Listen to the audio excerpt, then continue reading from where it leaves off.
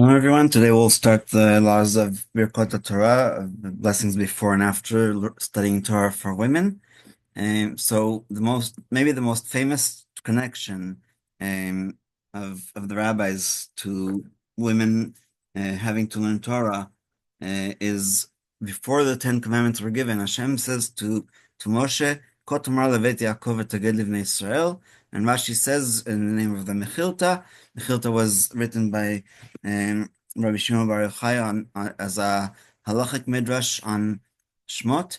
He says, Kotomar Levit Yaakov, this denotes the women. To them you shall speak in gentle language, Tomar, and Taged Livnei Israel, literally the sons of Israel. So that's explained to the men, and it says hard in a harsh word like wormwood or like ligaments that are hard because men need much stricter instruction, as we saw many times before.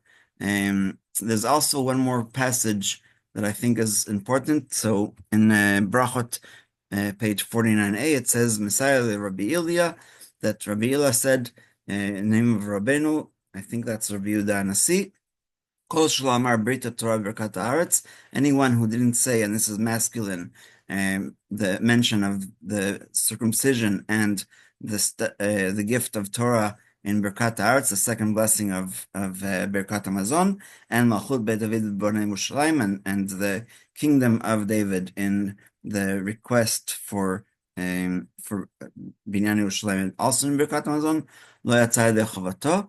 And so the rabbis discussed that it says here specifically Amar because women are exempt from Brit, but later the Achronim say that because women are kosher in time of need to do circumcision and also other things, then they are connected just like they are connected to Torah, and they must say Torah in the second blessing of Birkat Hamazon. So too they say Brit Milah, and one of our guests at the Hanukkah party last week told us that she circumcised two of her sons because nobody else was around or available. So the first law of Birkat Torah, the Torah belongs to all of Israel, men and women alike. When we recite, "Who has chosen us from among all the nations," in Birkat Torah, we mean that God chose all of Israel, men and women, and consequently gave us His Torah. There is an accepted tradition. If even one Jewish maidservant would have been absent at the time of the giving of the Torah of Mount Sinai, the giving would have been delayed. Likewise, the mitzvah of Hakel, the assembly at the temple at the end of the Shemitah year, at which the king would read part of the Torah to all of Israel, applies to men, women, and children. It says, Hakel et kol ha'am, anashim, nashim, bataf. Rashi, by the way, says there that, again, in the name of the Gemara, that the reason why we bring the children is the avis sachar lemevi'em, to, even though they don't understand what the king is reading because they're still very young, we are given the Torah completely as one nation. Nevertheless, women are exempt from the mitzvah to study Torah, as it is written, "You shall teach them to your sons to speak them words of Torah." The sages extrapolate your sons and not your daughters. And again, it's not because women aren't smart enough or anything like that, but just because this is a mitzvah that they don't need. Obviously, they need to learn the Torah of the halachot that are related to them, which we're going to discuss later. So, however, when it comes to the general connection to the Torah, we find that women precede men. For example, when the Torah was given, Moshe was instructed to address the women first. It is written, like we saw before, thus you shall say Tomar to the house of Yaakov and tell Teged the sons of Israel. The sages teach the house of Yaakov, Beit Yaakov, refers to the women. By the way, that was the reason why Rabbanit Sarah Schneer called the school for girls Beit Yaakov, who he must address in a gentle voice. The sons of Israel refers to the men to whom he must speak more harshly, telling them of the punishments and particular details.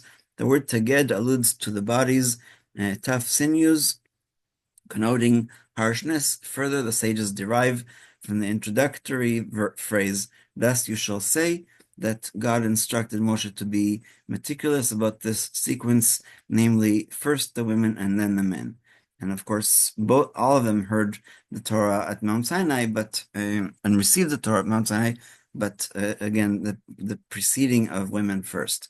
Moreover, we learn about proper respect for the Torah and respect for Torah scholars from the Shunammite woman who would visit the prophet on Shabbat and Rosh Chodesh when she leaves her house and tells her husband that everything's fine. He asks her, it's not Shabbat and it's not Rosh Chodesh.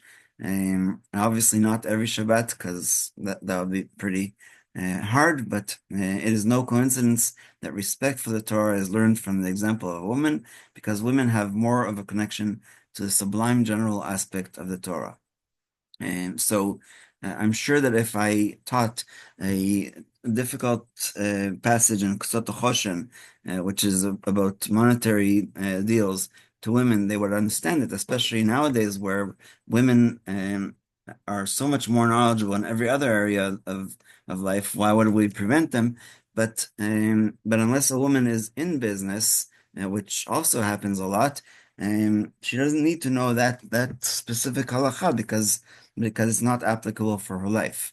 And we're learning with Benedict the laws of damages. Obviously, if a woman owns an animal or anything else that causes damage, we need to learn those halachot. So that is there are two ways to connect to the Torah. One is intellectual, the mitzvah for men to study Torah, and even if the Torah is not relevant to their life, there's a mitzvah to learn it. And the second is a general attachment, which pertains more to women. In daily life, the mitzvah for men to study Torah is clearly more prominent. However, over the long term, the holistic manner with which women relate to faith and to the Torah has a greater impact. This is the meaning of the sage's dictum: greater is the promise that God made to women than to men. And if you remember, we quoted the verse in Proverbs, in Mishlei, Shema b'ni musar avicha ve'al titosh Torah imecha. How can it be the Torah of the mother if it's not that she already has it and she gives it on to her children? So this is the meaning of the sages. The sages explain that women received an extra guarantee by virtue of the fact that they send their sons to study Torah and encourage their husbands to study in the Beit Midrash, waiting happily for them to conclude their studies without pressuring them to come home soon. And that's in the Gemara in Brachos 17a. And last, it is the very exemption of women from the scrupulous study of the Torah details that allows them to absorb the general morals-oriented aspect of the Torah, thereby better enabling them to encourage their husbands and sons to study Torah and thus perpetuate the Torah among Israel. There is no doubt that men also have a profound connection to the holistic aspect of the Torah, for all the details and particular nuances stem from the Torah as a whole. By the same token, women too, so just to use the language of the Gemara about that, it's afoch ba va'afoch ba dekula ba, that every single aspect of our life can be studied from the Torah and is revealed to us at the time that we need it. By the same token, women too must know the parameters of the fundamentals of faith as well as practical halacha, as will be clarified in the next halacha. However, as a rule, men more easily connect to the Torah's precise definitions, whereas women connect to the general expression of the Torah in life. Through men and women together, the Torah is expressed in its entirety. So I'll just give one example from something that I learned, and then I realized that I'm maybe a little bit more connected to my feminine side. We were learning about the mitzvah of Brit Milah, which we started with, and there's a rule in Halacha that aseh doche lo ta'aseh. So the positive commandment to circumcise overrides a negative commandment, and that is the commandment to not remove signs of tzaraat. And I don't think that it's even ever happened that there was a newborn baby that had those blemishes on their foreskin. But I was like so upset that that's the only example they gave us, because like it's never going to happen, and we don't need to like who really, I'll use the word I used then, who really cares?